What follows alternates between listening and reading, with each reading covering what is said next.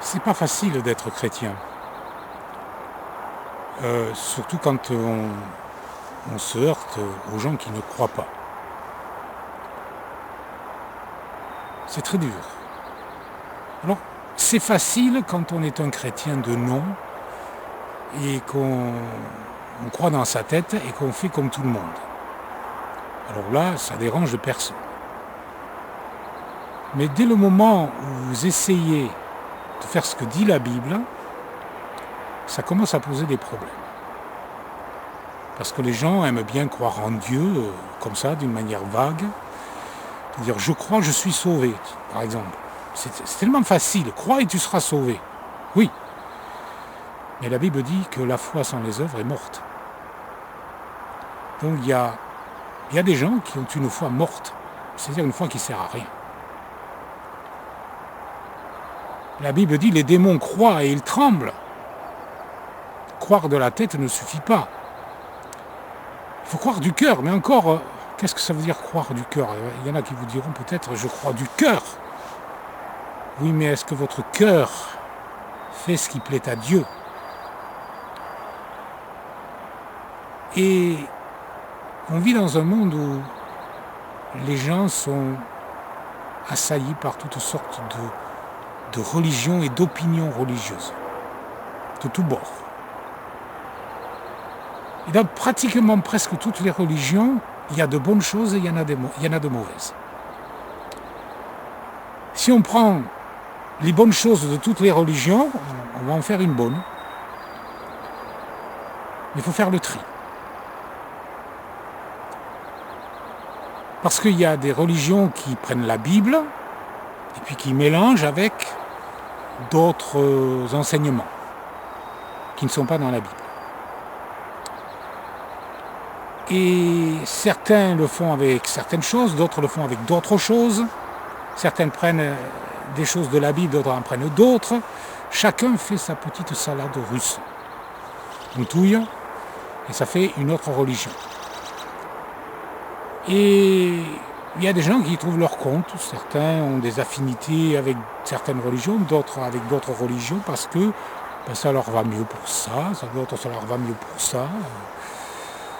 C'est difficile à savoir de toute façon, mais je crois, moi, personnellement, qu'il y a beaucoup aussi d'humanisme dans les religions. C'est-à-dire que souvent, les gens cherchent quelque chose, ils se sentent seuls, ils se sentent abandonnés, persécutés, incompris.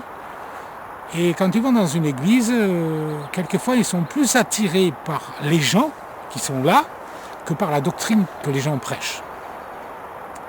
Par exemple, un jeune homme qui se sentira seul, qui ne trouvera pas, par exemple, une compagne pour vivre avec. Il va entrer dans une église, il va voir une jolie fille, puis tout d'un coup, on va le voir venir aux réunions régulièrement. Il va dire, ah, c'est bien, il s'intéresse à la parole de Dieu. En fait, non, il s'intéresse à quelqu'un d'autre. Et je crois que c'est assez fréquent, ce genre de choses. C'est assez fréquent.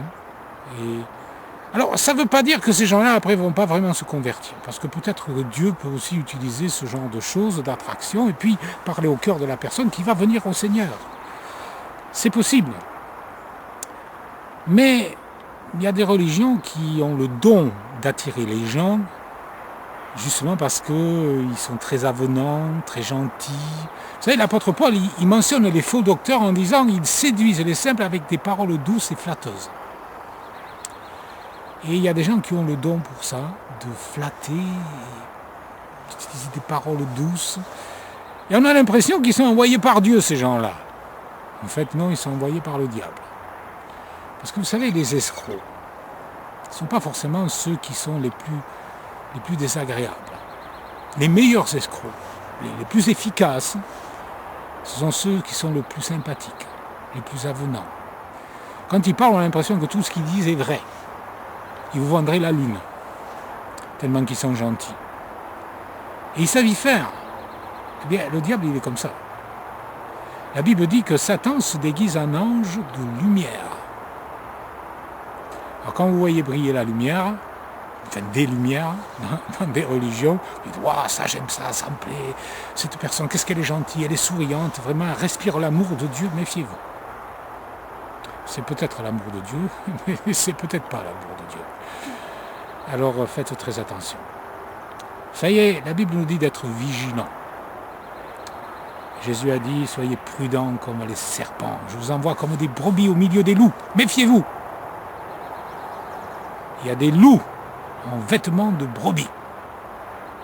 Et ils sont doués. Ils savent bêler comme des brebis. Ils ont de la laine comme des moutons. Mais au-dedans, ce sont des loups ravisseurs. Oui, la Bible dit que Satan rôde comme un lion rugissant, cherchant qui le dévorera. Alors il ne se présente pas toujours comme il est vraiment, c'est-à-dire comme un lion rugissant, il n'est pas arrivé. Non, vous auriez peur. Non, il ne fait pas comme ça. Non, le lion prend une peau de brebis. Et puis c'est comme dans l'histoire du chaperon rouge qui a voulu manger le petit chaperon rouge, le loup. N'est-ce pas? Il se déguise en ange de lumière. On vit dans un monde comme ça, avec plein de gens qui essaient de vendre leurs produits religieux. Quelle religion est la bonne? Jésus a dit, cherchez, vous trouverez. Frappez et l'on vous ouvrira. Mais la question est, comment est-ce que je cherche? De quelle manière est-ce que je cherche?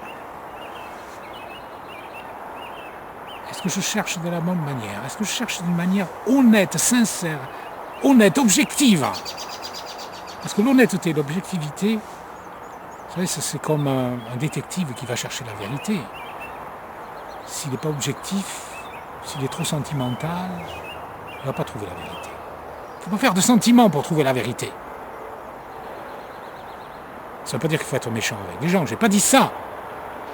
Il ne faut pas faire de sentiments avec soi. Si on est trop sentimental avec soi, qu'est-ce qu'on va chercher? On va chercher ce qu'on aime, ce qu'on a envie de trouver.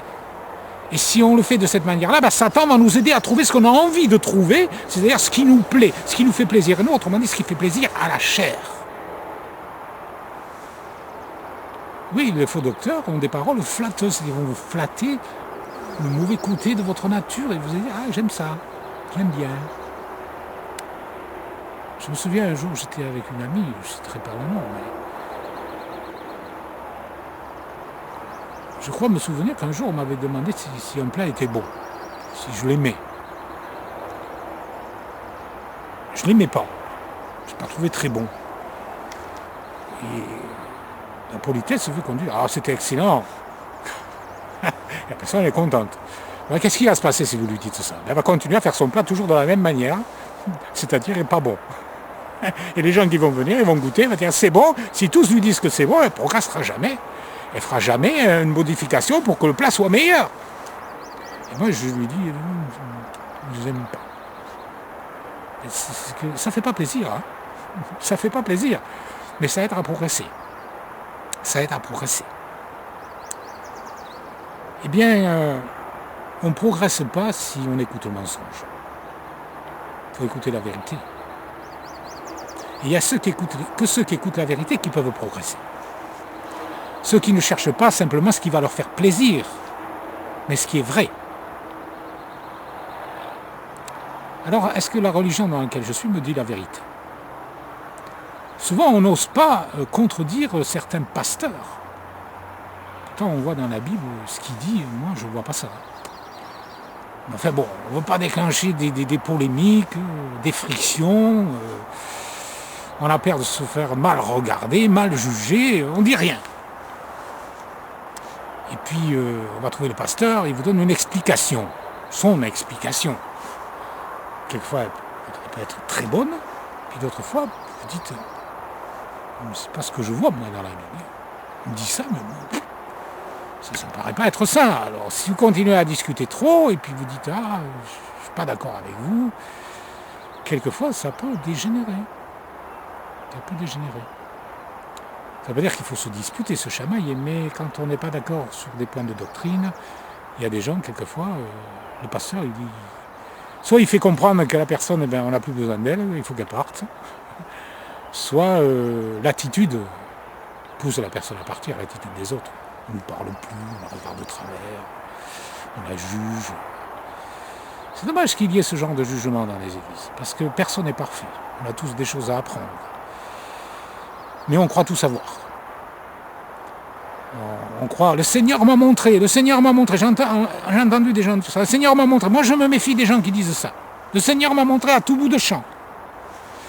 Méfiez-vous parce que des fois c'est pas le Seigneur qui montre, c'est soi-même qui nous montrons en pensant que c'est le Seigneur. C'est tellement facile de dire le Seigneur m'a montré. Méfions-nous de ça. C'est pas toujours le Seigneur qui nous montre. On doit être prudent. On doit examiner les Écritures en profondeur pour savoir si ce qu'on nous dit est vrai.